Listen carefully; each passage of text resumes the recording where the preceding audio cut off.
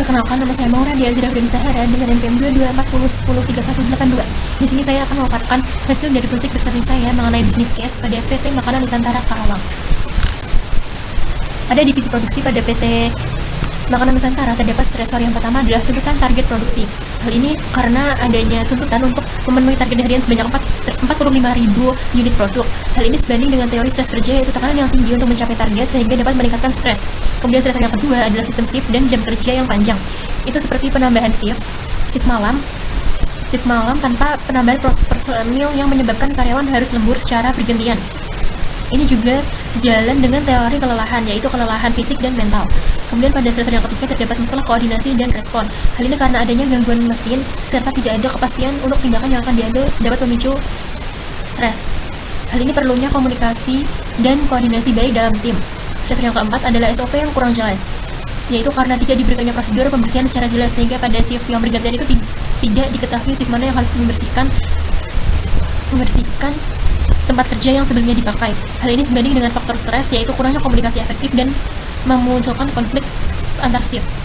Kemudian stresor divisi produksi yang terakhir adalah pemenuhan keterampilan, yaitu rencana otomatisasi lini pengemasan mengakibatkan kecemasan karyawan karena mengenal relevansi keterampilan mereka di masa depan. Hal ini sebanding dengan teori ketidakpastian, yaitu masa depan yang tidak pasti dapat menciptakan stres. Kemudian divisi marketing pada PT Makanan Nusantara, yaitu stresor yang pertama adalah tekanan target penjualan. Hal ini karena penurunan performa penjualan menuntut tim marketing harus merespons strategi yang lebih agresif. Hal ini sejalan dengan stres kerja, yaitu tuntutan kinerja. Stres yang kedua adalah sumber daya yang terbatas. Ini karena anggaran yang terbatas memaksa berinovasi dengan sumber daya yang ada, memicu stres kerja dengan keterbatasan dalam mencapai tujuan.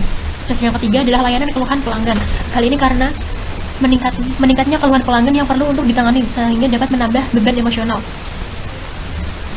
Padahal dalam memahami keluhan pelanggan itu dapat mengakibatkan tekanan untuk terus menjaga reputasi merek agar reputasi dari PT Makanan Nusantara itu terus baik dan bersejarah positif. Kemudian stresor yang keempat adalah kurangnya ruang untuk berinovasi. Hal ini karena staf tidak diberi ruang untuk menyampaikan ide dan menyebabkan frustasi serta menurunnya motivasi. Hal ini sejalan dengan teori motivasi, yaitu partisipasi penting dalam pengambilan keputusan. Kemudian untuk stresor yang terakhir, yang kelima adalah masalah pribadi karyawan. Hal ini disebabkan karena karyawan itu terdapat masalah pribadi, yaitu masalah finansial dan juga finansial pribadi yang dapat menambah tekanan dan mempengaruhi kinerja dari masing-masing pribadi itu. Hal ini karena stres pribadi itu berkontribusi pada stres di tempat kerja. Kemudian untuk perbandingan stresor pada divisi produksi dan divisi marketing, yaitu stresor tentang tuntutan kinerja. Kedua divisi produksi dan marketing itu sama-sama mengalami tekanan untuk mencapai target. Namun untuk divisi produksi itu tekanan terkait jumlah output, kemudian pada divisi marketing itu tekanan terkait strategi dalam penjualannya. Kemudian stresor tentang sumber daya. Pada divisi produksi itu terdapat masalah mengenai masalah jumlah tenaga kerja dan jam kerja sehingga terdapat tumpang tindih shift dan mengakibatkan stres karena kurangnya sumber daya.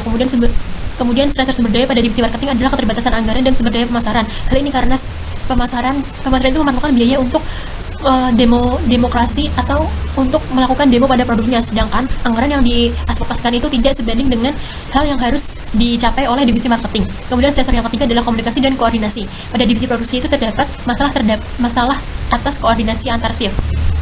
Namun pada divisi marketing juga terdapat komunikasi dan koordinasi yang salah, yaitu kurangnya komunikasi terkait ide dan inovasi karena dari pihak atasan PT Makanan Nusantara itu tidak menerima ide-ide kreatif dari karyawannya, sehingga ide yang disampaikan oleh karyawan itu tidak diterima dengan baik dan tanpa adanya jalan atau hasil yang perlu diraih atau evaluasi terkait ide yang disampaikan. Kemudian stresor yang keempat adalah kekhawatiran terhadap masa depan. Pada divisi produksi itu terdapat kekhawatiran mengenai otomatisasi yang mengancam pekerjaan dari karyawan pada divisi produksi, sedangkan pada divisi marketing itu terdapat kekhawatiran terkait posisi mereka dalam menghadapi perubahan pasar. Kemudian untuk metode dan alat ukur yang diuji atau yang dilakukan pada divisi produksi, yang pertama itu terkait strain fisiologis. Pada strain fisiologis terdapat indikator penilaiannya. Metode indikator penilaiannya itu yang pertama adalah gangguan tidur, kedua adalah kelelahan kronis, ketiga adalah sakit fisik seperti fatigue, sakit kepala dan juga gangguan pencernaan. Untuk alat ukur pada metode ini adalah kuesioner kesehatan subjektif atau Pittsburgh Sleep Quality Index atau PSQI yang dapat menganalisis tentang kualitas tidur dan juga fatigue severity scale atau FSS terkait kelelahan. Kemudian alat ukur yang kedua adalah catatan medis perusahaan atau klinik, yaitu dapat dilampirkan saat izin sakit, itu dapat dijadikan sebagai alat ukur. Kemudian yang ketiga ada wawancara keluhan individual, yaitu untuk mengantisipasi adanya kelelahan atau kelelahan dari karyawan terhadap fisiknya. Kemudian untuk strain psikologis yang kedua, yaitu untuk indikator penilaiannya ada yang pertama kecemasan dan ketegangan, kedua frustasi dan kebingungan, yang ketiga adalah penarikan diri sosial, dan yang keempat adalah kekhawatiran kehilangan pekerjaan. Untuk alat ukurnya sendiri, yang pertama ada kuesioner stres kerja, yaitu Perceived Stress Scale atau PSS, kemudian Depression Anxiety Scale atau DAS 21. Itu seperti rentang angka, yaitu dapat dikategorikan atau dapat dinilai sebagai angka yang memastikan bahwa seseorang itu sedang terdapat anxiety, depression ataupun stres kerja. Yang kedua ada survei iklim organisasi atau keterlibatan karyawan. Ini juga bisa diketahui dari komunikasi antar karyawannya ataupun dari antar pimpinannya. Kemudian alat ukur yang ketiga adalah observasi interaksi antar shift.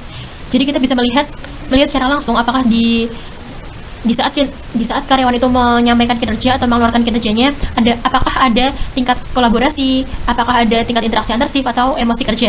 Kemudian untuk strain yang perilaku, untuk indikatornya adalah yang pertama peningkatan absensi atau cuti, kedua penurunan produktivitas atau kualitas kerja, dan yang ketiga adalah konflik antar karyawan atau divisi. Untuk alat ukurnya sendiri adalah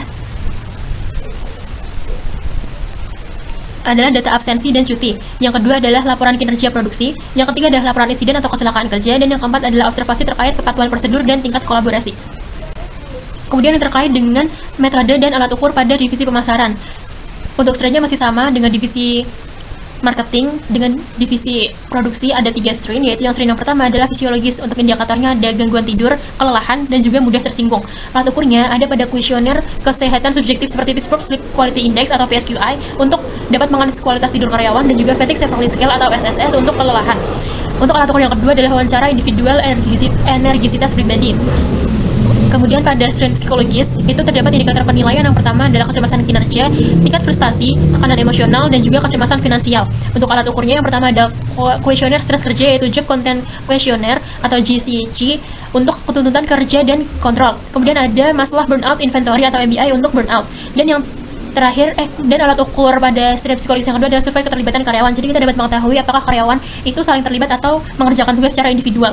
Kemudian pada strain perilaku terdapat indikator penilaian, yaitu peningkatan cuti yang mendadak, penurunan interaksi informal, penurunan proaktivasi atau inisiatif, dan juga konflik internal. Ini dapat diukur melalui data absensi karyawan, observasi melalui interaksi rekan kerja, partisipasif karyawan, ataupun dengan tingkat inisiatif. Kemudian alat ukur yang terakhir adalah analisis komunikasi internal. Kemudian strain yang paling berdampak buruk bagi individual dan organisasi. Pada divisi produksi itu terdapat 3, yaitu yang pertama kelelahan fisik dan mental kronis. Hal ini diakibatkan karena adanya peningkatan volume permintaan, penambahan shift tanpa personil atau kekurangan SDM, dan juga lembur yang dapat mengakibatkan gangguan tidur. Hal ini sejalan dengan teori stres kerja, yaitu tuntutan kerja yang tinggi dapat mengakibatkan stres kerja.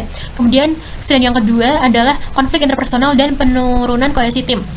Hal ini diakibatkan karena adanya perbedaan pemahaman prosedur kebersihan dan kecurigaan pada kabar otomatisasi. Hal ini sejalan juga dengan teori stres kerja pada peran role konflik dan juga role ambiguity, karena ada ketidakpahaman dalam prosedur pembersihan atau SOP dari divisi produksi itu sendiri. Kemudian yang ketiga adalah kecemasan terkait keamanan kerja atau job insecurity anxiety, yaitu kekhawatiran keterampilan yang tidak relevan pada kabar otomatisasi lini. Hal ini sejalan dengan teori stres kerja, yaitu ancaman status kerjaan dapat mengakibatkan stres kerja yang tinggi, dan juga dengan teori konservasi sumber daya, karena adanya ancaman kehilangan sumber daya adalah menjadi hal sebagai sumber stres yang utama. Kemudian pada divisi marketing terdapat 3 strain juga. Yang pertama adalah kelelahan emosional dan burnout. Ini diakibatkan karena pemenuhan strategi yang lebih agresif dan berdampak cepat tanpa tambahan anggaran yang sepadan. Hal ini sejalan dengan teori stres kerja, yaitu tuntutan pekerjaan yang tinggi atau emotional labor. Yang kedua adalah penurunan keterlibatan dan motivasi kerja. Hal ini diakibatkan karena tidak adanya ruang untuk menyampaikan ide serta saran yang ditolak tanpa diskusi, dan dapat mengakibatkan rapat yang kaku. Hal ini sejalan juga dengan teori stres kerja, yaitu kurangnya partisipatif dalam pengambilan keputusan dan kurangnya pengakuan kontribusi. Hal ini mengakibatkan self-determination teori atau kompetensi yang keterhubungan dengan motivasi intrinsik. Jadi, apabila seorang individu itu memilih kontribusi dalam penyampaian ide, gagasan, ataupun ataupun pengambilan keputusan itu dapat meningkatkan motivasi intrinsik di dalam dirinya sendiri. Kemudian strain yang ketiga adalah stres finansial dan dampaknya pada kinerja. Hal ini karena adanya masalah keuangan pribadi dan prosedur peminjaman internal yang berbelit. Hal ini sejalan dengan teori stres kerja, yaitu pengaruh konsentrasi kinerja karena adanya masalah pribadi internal dari masing-masing karyawan itu dapat mengakibatkan kurangnya konsentrasi atau kurangnya maksimalitas dalam kinerja yang dikeluarkan. Kemudian untuk strategi intervensi pada divisi produksi. Fokus utama pada divisi produksi itu adalah tentang mengatasi beban kerja yang berlebih, tidak jelasnya prosedur, masalah koordinasi, dan juga kecemasan terkait otomatisasi. Untuk mengurangi stresor sendiri terdapat 4 tindakan. Yang pertama adalah optimalisasi beban kerja. Hal ini dapat digunakan dengan cara rotasi jadwal kerja yang lebih ideal, sehingga ada jadwal yang lebih struktural dan dapat dipenuhi atas izin dan kesepakatan seluruh elemen yang ada pada divisi produksi. Kemudian yang kedua adalah memperjelas dan sosialisasi SOP, sehingga SOP yang disampaikan itu bukan hanya disampaikan tapi juga dipahami oleh seluruh lini atau seluruh lini yang tergabung dalam divisi produksi. Hal ini juga dapat melakukan konsistensi dan kepatuhan agar seluruh karyawan itu dapat melakukan tindakan yang sejalan dengan SOP yang ditetapkan. Kemudian untuk pengurangan yang ketiga adalah meningkatkan komunikasi dan koordinasi. Hal ini dapat diketahui atau diatasi dengan cara penyaluran atau channel terkait penyaluran informasi secara yang lebih update dan melalui satu sumber yang benar. Kemudian untuk strategi yang keempat adalah manajemen perubahan dan persiapan otomatisasi. Ini dapat dilakukan dengan program reskilling atau upskilling oleh karyawan. Hal ini untuk mengurangi adanya kecenderungan untuk karyawan itu merasa bahwa skillnya itu kurang mumpuni. Kemudian dalam mengelola strain itu terdapat 3 strategi. Yang pertama adalah dukungan psikologis dan kesejahteraan karyawan. Ini dapat dilakukan dengan penyediaan ruang istirahat yang cukup agar nantinya para karyawan dapat menggunakan waktu istirahatnya secara maksimal, dan juga adanya akses konselor apabila terdapat gangguan atau terdapat kecemasan terhadap karyawan itu sendiri. Kemudian untuk strategi yang kedua adalah dukungan sosial di tempat kerja. Ini seperti program mentoring dan team building. Kemudian untuk yang ketiga ada strategi leader member exchange.